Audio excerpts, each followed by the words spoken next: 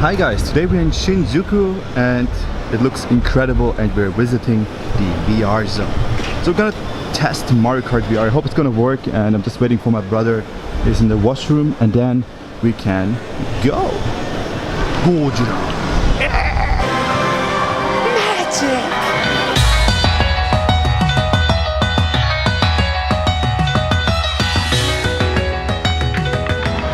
What are you doing? Oh my god. Oh dude, let's go. Oh, let's go. I'm so excited. Look at her.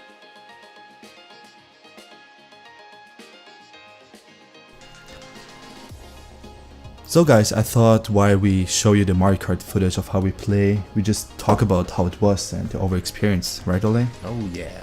Oh yeah, so I mean, what did you think the first thing when you entered the VR zone Shinjuku? I was looking for Mario Kart right away. Yeah, I mean, I didn't expect that it was that cool. Like the way they set it up, they put a lot of effort into how they show presented. The really cool thing about this is probably one of the most advanced VR experiences you can get out there. And I'm not sure if you can see it in the video that well, but the whole seat is moving and there's wind pressure coming towards you while you're driving, which means it's really responsive.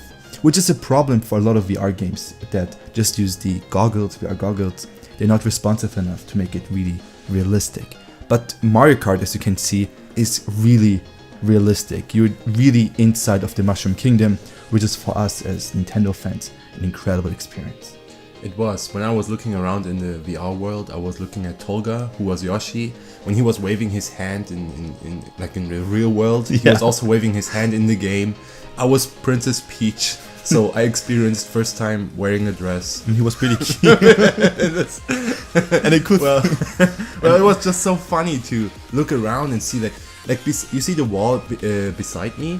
Next to us were two other people playing also with us, and we could also hear them and talk to them as well. But I mean, there were girls and we screamed a lot. It was kind of fun. Yeah, probably. Yeah. I felt like they had more fun than us, but we did have a lot of fun. Like, and you see Tolga moving around his hand.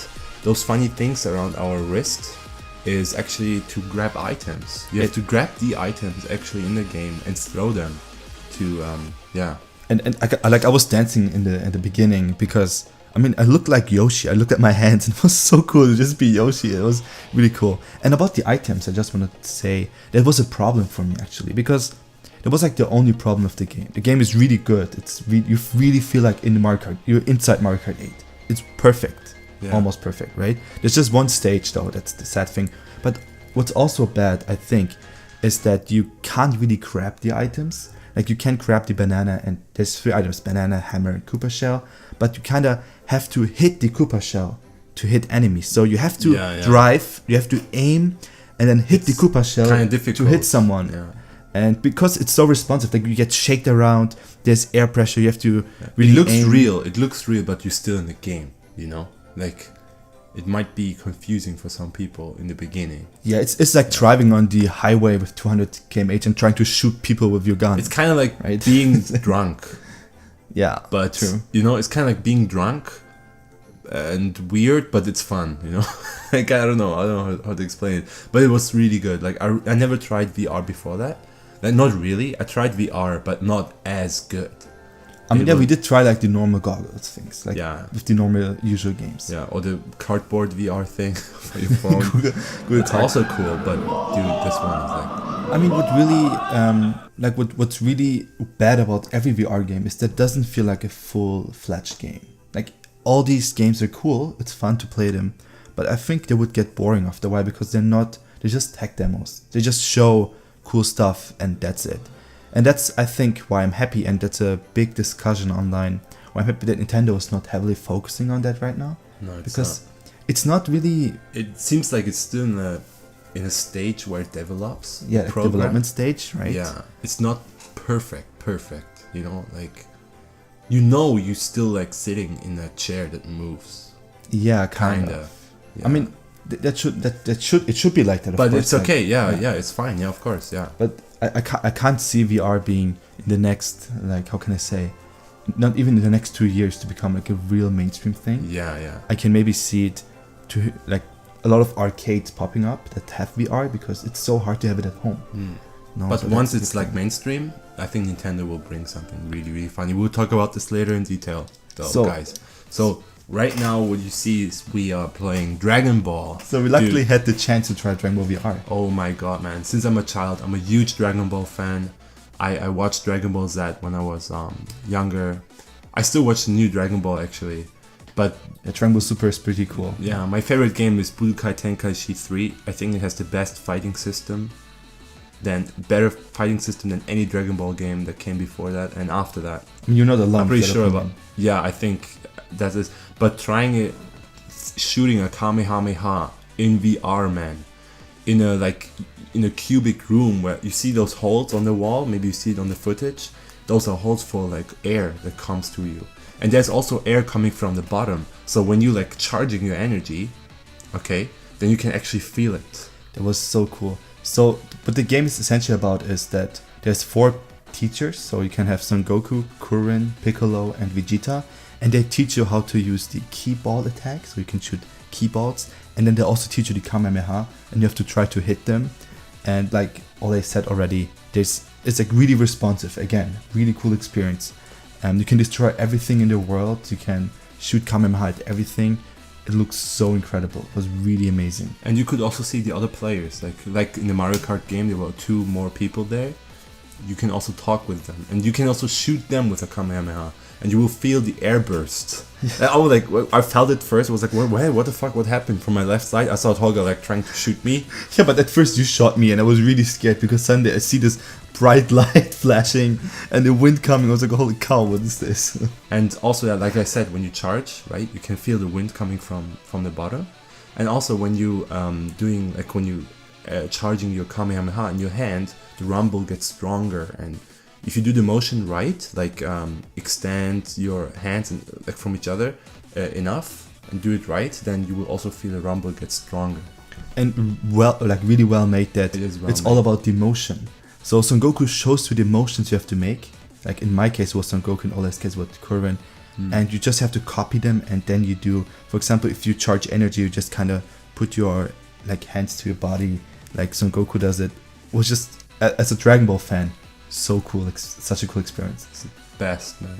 Like it's like a dream coming true, like he already Yeah, said it's a before. childhood dream coming true, man. Like when I was a kid, I'm like 6-7 years old, I watched Dragon Ball, I tried to do the Genki Dama, I was like, maybe if I focus on my energy, I can do the Kamehameha, and now I can do it. It's like, I'm still so excited about it. It's crazy. So the next game is about this big-titted chick driving in this, flying in this giant robot together with you. Yeah, and the game is called Argyle Shift, and I think it was a pretty cool game. I actually enjoyed it. Like, I didn't think it was that good because not many people played it. Yeah, it was empty actually when I arrived there. You can see that there. Yeah, so... But it wasn't bad. It was more cinematic. It was less playing. It was more like you watching her boobs bouncing. But it was a good experience. I mean, it was really like they tried to make her as sexy as possible in an anime way to attract, like, you know, people who like that stuff. So I mean, so I mean, her boobs are bouncing and stuff. I mean, it was kind of like, I felt she was there. Like she was. Yeah. I It was felt scary, man. It was kind of scary even. like she came really close to you, like almost kiss you, and it was like, oh my god, she's right in front of me. Wow. Yeah.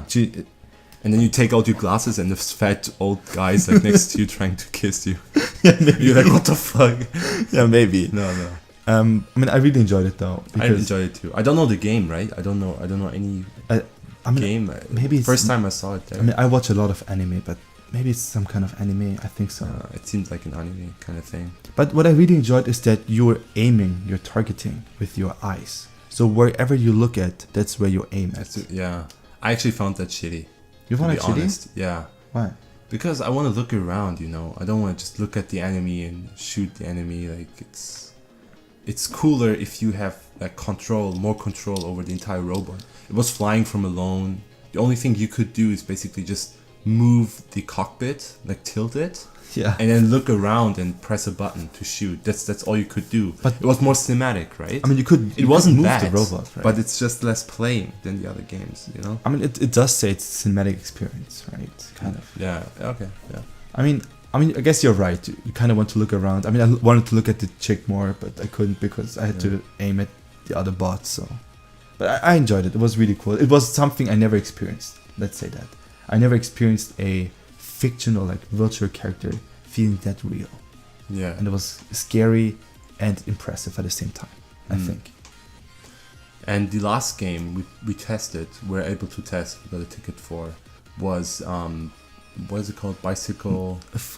It's a Japanese name that tried to translate it like gliding bicycle or something. Yeah, gliding bicycle or something. So you're basically on a bicycle, just like in the gym. Yeah. But you're able to, like, what I really liked about that game is you have full control over the entire flying machine. Like over the whole thing, you have full control. You speed up, you go higher while trampling, right? Trampling. Yeah. You speed up when you push forward. You slow down, or you go down when you push backward. Air comes from below you and from in front of you, so it actually feels like when you speed up, it becomes more air. And when you look down, it's VR, right? So you actually see like this whole canyon and the sky, and it's just amazing, man. And I think it had like, after Mario Kart, it had the best graphics too. It was really well made and it just felt real. And for me, it was scary because I mean I have a fear of heights, and you have to kind of drive off a ramp at the beginnings and then start flying. And I was like, oh my god, please don't. I thought like, oh my god, Tolga will die probably. I mean, I just did it, of course. It's just like you kind of have to overcome that, but. It was a cool experience to just. But also, VR might help people overcome fear, right? Like, how did you feel after? Oh, like right after I got off the ramp, I understood that I have full control. That it's just a virtual world, right? My brain got it, and then I just enjoyed it. I just didn't like the guy who there was like we were 4 people again, 4 players. There was also this one guy who's kind of a commander. And he gives you commands, and he didn't read. Like, he knew English, but. Not that good, and he was kind of annoying, man. Yeah, he was just screaming, "Red, accelerate, go up, red!" And yeah, then, go up to me all the fucking time. He was like, "Go up, go up, go up." I'm like, I would like take off my goggles and fucking punch you in the face, man. Just let me play. He was just screaming at you. Yeah, he was just like yelling at you for like going too high or whatever. And that makes me think that maybe the world has no real physics, and they just try to guide you on the right path. So that you don't get that if you hit something, that you don't understand that the world is not real, you know? Maybe, so, I don't know. So that's why they like really want you to not hit anything, just go the path and stuff. So it just feels real, but it's not. Well, the entire chair was really responsive to all your movements in the game. That it was really cool. Just like in the Mario Kart game. Like. Yeah, you will see that. But I think the Mario Kart was the most responsive one. It was perfect. It was perfect. Mario Kart was like crazy, guys. Like I don't know where else you can play it, but I'm so thankful I had the chance to play the game. I think only VR Zone Shinjuku. Really? And it's funny because we just went there. We didn't even plan to go there for VR Zone. We just went to Japan, and in the 10 days span that we were there, it was available for us. So. Yeah. I feel really lucky for this experience. Same. And I could even imagine VR showing up in arcades in Japan the next 2 years, like this Mario Kart VR game. And I think this might be. VR is not something for consoles, in my opinion. But VR might be what brings arcades back to the West. Back to Western society. Might be, yeah. Because you can't have VR, responsive VR at home. You can only experience it in arcades. Yeah. And this amazing stuff might be what should be focused on in arcades. They should make actual VR arcades. They should do it, man. If they don't do it, we will do it, right, Tolga? Yeah, we will do it. So, yeah. I mean, like, there were so many more games there. Like, I've seen people skiing, kind of VR skiing, and then there was this game. What's a horror game where you're like on a wheelchair? And you're an actual wheelchair. I've seen PewDiePie playing that game. And you actually on a wheelchair, like, it looked goofy, but it looked spooky as well. So, but we only spook goof. Like the thing was with the VR Zone, we could only play. Like, you have 4 colors, like red, blue, yellow, green, and games are separated into these colors. So if you play a game of one color, you played that game's color. That's it. You have like 3 games in one section, like red. Then you have to choose between 3 red games, and you can only play one. So. It was kind of like that. So we couldn't try everything for you guys. But for me, the most important two things were Mario Kart and Dragon Ball, because I love Dragon Ball. Yeah, and when we played, we went there early, so there was no lineup, and later on there was huge lineups for almost everything, and so I didn't think it was worth to buy new tickets to play the others, because you would maybe wait like 2 hours for just one game. Yeah. But we didn't have any lineup when we went there, so guys, if you enjoyed this, definitely give us a like, give us a subscribe to, kind of.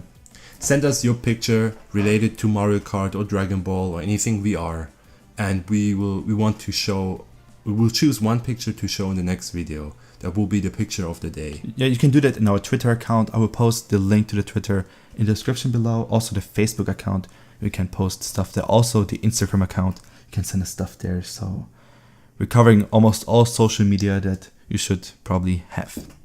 And I would say, if you want to help us with the work we're doing, you can subscribe, give us a like, and again, give us a comment. And share. Appreciate it. It is very much appreciated. Please share it. Thank you.